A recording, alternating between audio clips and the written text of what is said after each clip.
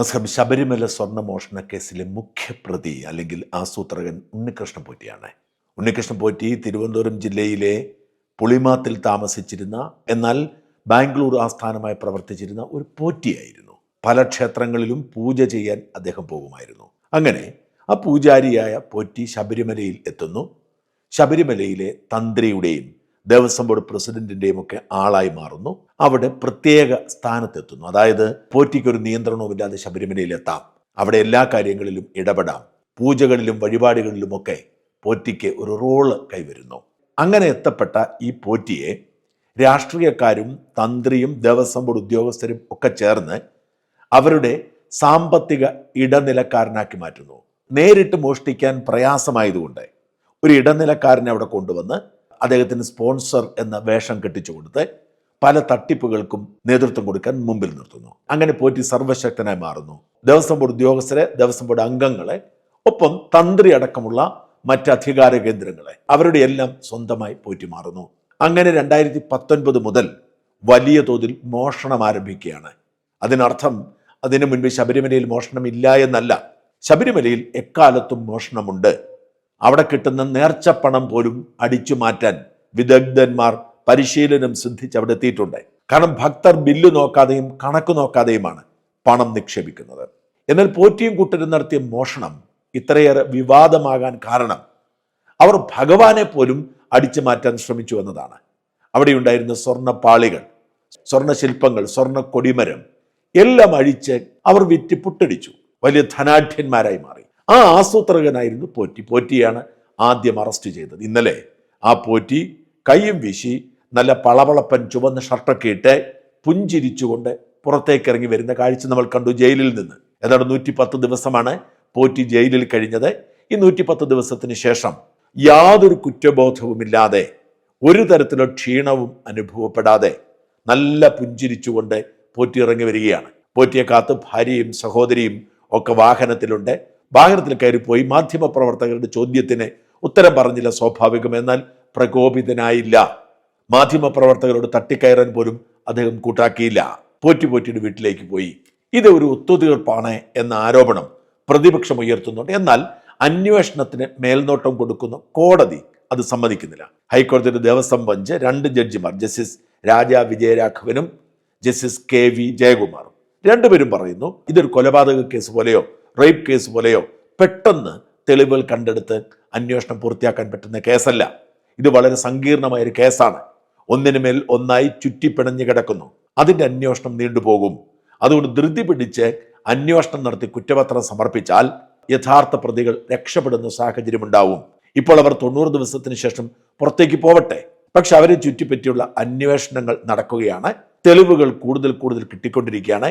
കൂടുതൽ ട്വിസ്റ്റുകൾ സംഭവിച്ചുകൊണ്ടിരിക്കുകയാണ്. അവർക്ക് നിബന്ധനകളുണ്ട്. തോന്നിയതുപോലെ എവിടെയെങ്കിലും പോവാൻ കഴിയില്ല. എപ്പോൾ അന്വേഷണ ഉദ്യോഗസ്ഥർ വിളിച്ചാലും വരണം. അതുകൊണ്ട് നിങ്ങൾ ഞങ്ങളെ വിശ്വസിക്കൂ, അന്വേഷണ സംഘത്തിന്റെ കാര്യത്തിൽ ഞങ്ങൾക്ക് തൃപ്തിയാണ് എന്നാണ് കോടതി പറയുന്നത്. ഒരു പരിധിവരെ കോടതി പറയുന്നത് ശരിയാണെന്ന് വിശ്വസിക്കുന്ന വ്യക്തിയാണ് ഞാൻ. കാരണം കോടതിയുടെ മേൽനോട്ടത്തിലാണ് അന്വേഷണം നടക്കുന്നത്. ഈ അന്വേഷണം അതിസങ്കീർണമായി മുമ്പോട്ട് പോയിക്കൊണ്ടിരിക്കുന്നു. അങ്ങനെ പോയിക്കൊണ്ടിരിക്കുമ്പോൾ ഇവരെ ജയിലിൽ അടയ്ക്കണമെങ്കിൽ അതിന് സാങ്കേതിക പ്രശ്നമുണ്ട്.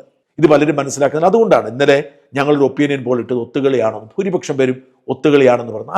അല്ല എന്ന് വിശ്വസിക്കാനാണ് ഇഷ്ടം. കാരണം നമ്മുടെ രാജ്യത്ത് ചില നിയമങ്ങളുണ്ട്. ഒരാളെ കുറ്റപത്രം സമർപ്പിക്കാതെ 90 ദിവസത്തിൽ കൂടുതൽ ജയിലിൽ അടയ്ക്കാൻ നിയമം അനുവദിക്കുന്നില്ല. വാസ്തവത്തിൽ കള്ളന്മാർ ജീവിതകാലം മുഴുവൻ ജയിലിൽ കിടക്കേണ്ടവരാണ്. പ്രത്യേകിച്ച് ഇവർ ഇങ്ങനെ സെഷൻസ് കോടതി മുതൽ സുപ്രീം കോടതി വരെ ജാമ്യാപേക്ഷയുമായി പോയിട്ട് ജാമ്യം നിഷേധിച്ചു. സുപ്രീം കോടതി പോയി പണി നോക്കാൻ പറഞ്ഞു, തിരിച്ചു പോന്നു. അവർക്ക് ജയിലിൽ കിടക്കാനുള്ള യോഗ്യതയുണ്ടെന്ന് സുപ്രീം കോടതി കണ്ടു. പക്ഷേ നിയമം എന്താണ് പറയുന്നത്? പലപ്പോഴും നമുക്ക് നിയമത്തെക്കുറിച്ച് ജ്ഞാനമില്ലാത്തത് കൊണ്ടാണ് നമ്മളിങ്ങനെ വികാരപരമായി സംസാരിക്കുന്നത്. പലരും എനിക്കെതിരെ കള്ളക്കേസ് എടുത്തിട്ട് അവനെ എന്താണ് ജയിലിൽ അടയ്ക്കാത്തത് എന്ന് ചോദിക്കുന്ന പലരെയും കാണാറുണ്ട്. ജയിലിൽ അടയ്ക്കണമെന്നുണ്ടെങ്കിൽ നിയമം വേണം. ഒന്ന്, അടിസ്ഥാനപരമായി ഒരാൾ ഒരു കുറ്റകൃത്യം ചെയ്തു എന്നതിന് തെളിവ് വേണം. ഇവിടെ തെളിവുണ്ട്. കുറ്റകൃത്യം ചെയ്തു, ജയിലിൽ കിടക്കണം, 90 ദിവസം ജയിലിലിട്ടു. പക്ഷേ ഒരാളെയും 90 ദിവസത്തിൽ കൂടുതൽ ജയിലിൽ ഇടരുത്, വിചാരണ തടവുകാരനായി, അല്ലെങ്കിൽ അയാളെ കുറിച്ച് അന്വേഷണം പൂർത്തിയാക്കി കുറ്റപത്രം കൊടുക്കണമെന്ന് എന്ന് നിയമത്തിൽ എഴുതി വെച്ചിരിക്കുന്നു. പക്ഷേ 90 ദിവസം കൊണ്ട് അന്വേഷണം പൂർത്തിയാക്കാൻ കഴിയുന്ന സാഹചര്യമല്ല. അതുകൊണ്ട് കുറ്റപത്രം കൊടുത്തില്ല.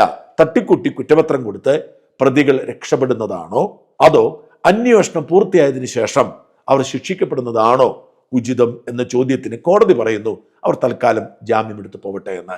സ്വർണ്ണക്കേസിൽ ജയിലിലായി പുറത്തേക്ക് വരുന്ന നാലാമനാണ്. ആദ്യം പുറത്തു വന്നത് മുരാരി ബാബുവാണ്. 90 ദിവസം പൂർത്തിയായപ്പോൾ സ്വാഭാവികമായി മുരാരി ബാബുവിന് ജാമ്യം ലഭിച്ചു.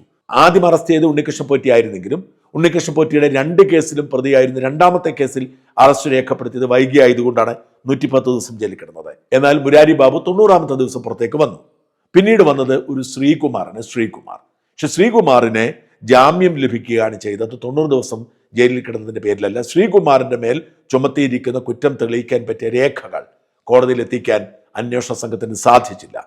യഥാർത്ഥത്തിൽ ജാമ്യം ലഭിച്ച ഒരേ ഒരാൾ ശ്രീകുമാറാണ്. മറ്റവരൊക്കെ ജാമ്യം നിഷേധിക്കപ്പെട്ടവരാണ്, സാങ്കേതികമായി കിട്ടിയതാണ്. പിന്നീട് സുധീഷ് കുമാറിനും 90 ദിവസം പൂർത്തിയായപ്പോൾ കിട്ടി. ഇനി ഏറെ വൈകാതെ ഏറ്റവും പ്രധാനപ്പെട്ട 2 പേർക്ക് കൂടി, കട്ടളവാസവനും പപ്പേട്ടനും 2 പേർക്കും ജാമ്യം കിട്ടും. ഫെബ്രുവരി 11-നും 20-നും ഇവർ 2 പേരും കൂടി പുറത്തേക്ക് വരും. പതിയെ ഈ അറസ്റ്റ് ചെയ്യപ്പെട്ട എല്ലാവരും പുറത്തേക്ക് വരും. അവർ തെളിവ് നശിപ്പിക്കുകയോ സാക്ഷികളെ സ്വാധീനിക്കുകയോ ഒക്കെ ചെയ്താൽ അത് കണ്ടെത്തേണ്ട ഉത്തരവാദിത്വം അന്വേഷണ സംഘത്തിനോട്. തൽക്കാലം അവർ പുറത്തു വരട്ടെ. പക്ഷെ ഇവരിങ്ങനെ പുറത്തു വന്നു എന്നതുകൊണ്ട് ഇവരെ ഭഗവാൻ വെറുതെ വിടും എന്നാരും കരുതണ്ട. അതുകൊണ്ടാണ് ഇവർ പുറത്തു വരാൻ കാത്തിരിക്കുന്ന ഒരു അന്വേഷണ സംഘമുണ്ട്, ഇ ഡിയും സംസ്ഥാന സർക്കാരും തമ്മിൽ ധാരണയിലാണ് എന്നൊക്കെ പറയുമ്പോഴും ഈ കേസിൽ അവർക്ക് സൂക്ഷിച്ചിടപെടേണ്ടി വരും. ഒന്ന്, കേരളത്തിൽ പഴയ BJPയുടെ അവസ്ഥയിൽ ഇപ്പോഴത്തെ BJPയുടെ അവസ്ഥ. BJP കൃത്യമായ ചില പദ്ധതികളിലൂടെ കേരളത്തിൽ അടിവേര് ഇറക്കിക്കൊണ്ടിരിക്കുകയാണ്. അവർക്ക് അതുകൊണ്ട് ഒരു പരിധിക്കപ്പുറത്തേക്ക് പേരുദോഷം കേൾക്കാൻ സാധ്യമല്ല. മാത്രമല്ല, ശബരിമല മോഷണ കേസുമായി ബന്ധപ്പെട്ട അന്വേഷണങ്ങൾ അത് പ്രത്യേക അന്വേഷണ സംഘം നടത്തിയാലും ED നടത്തിയാലും ഹൈക്കോടതിയുടെ മേൽനോട്ടമുണ്ടാവും. കാരണം ശബരിമലയുടെ ഭരണത്തിന്റെ നിയന്ത്രണം ഹൈക്കോടതിക്കാണ്.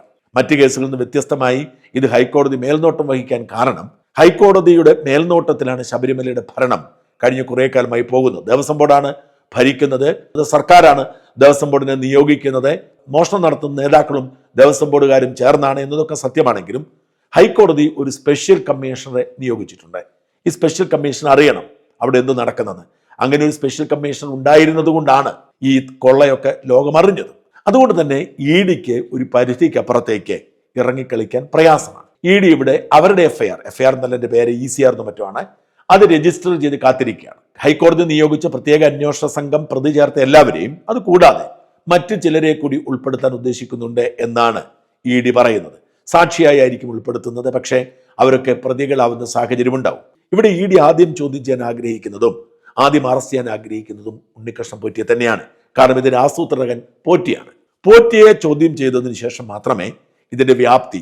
ഒരു കാര്യം പ്രത്യേകം ശ്രദ്ധിക്കണം, മോഷണ കേസാണ് പ്രത്യേക അന്വേഷണ സംഘം അന്വേഷിക്കുന്നത്. ഈ മോഷണം നടത്തിയ പണം കള്ളപ്പണമായി മാറ്റി എങ്ങനെ കൈകാര്യം ചെയ്തു എന്നാണ് ED അന്വേഷിക്കുന്നത്. അപ്പോൾ ഏറ്റവും പ്രധാനപ്പെട്ട സോഴ്സായി മാറിയത് ഉണ്ണികൃഷ്ണൻ പോറ്റിയാണ്. അതുകൊണ്ട് EDക്ക് ആദ്യം വേണ്ടത് ഉണ്ണികൃഷ്ണൻ പോറ്റിയാണ്. ഉണ്ണികൃഷ്ണൻ പോറ്റിക്ക് നോട്ടീസ് റെഡിയായിക്കൊണ്ടിരിക്കുന്നു. ഉണ്ണികൃഷ്ണൻ പോറ്റി ഇന്നലെ വീട്ടിൽ വന്നു. ഒരു 110 ദിവസം ജയിലിൽ കിടന്നതിന് ക്ഷീണമൊക്കെ ഉണ്ടാവുമല്ലോ. അതുകൊണ്ട് 2 ദിവസം തൈരും സാമ്പാറും ഒക്കെ കഴിച്ച് ആരോഗ്യം മെച്ചപ്പെടുത്തട്ടെ. അതിനു മുമ്പ് തന്നെ ED എത്തും എന്ന് തീർച്ചയാണ്.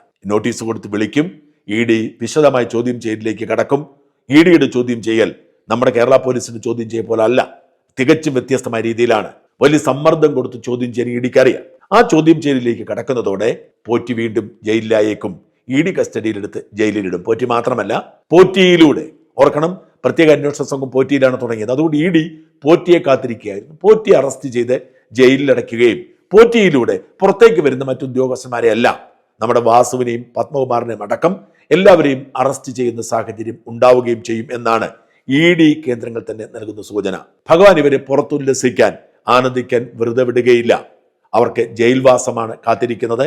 ഈ ദിവസങ്ങളിൽ ED ഇറങ്ങി പുറപ്പെടും. EDയുടെ നോട്ടീസുകളും അറസ്റ്റും ഒക്കെ വരാൻ പോകുന്നു. അയ്യപ്പനെ മോഷ്ടിക്കാൻ ശ്രമിച്ച കള്ളന്മാരൊക്കെ നിരനിരയായി വീണ്ടും ജയിലിലേക്ക് പോവുകയാണ്. അവരുടെ ഇപ്പോഴത്തെ പുഞ്ചിരിയും ആത്മവിശ്വാസവും ഒക്കെ താൽക്കാലികമാണ്.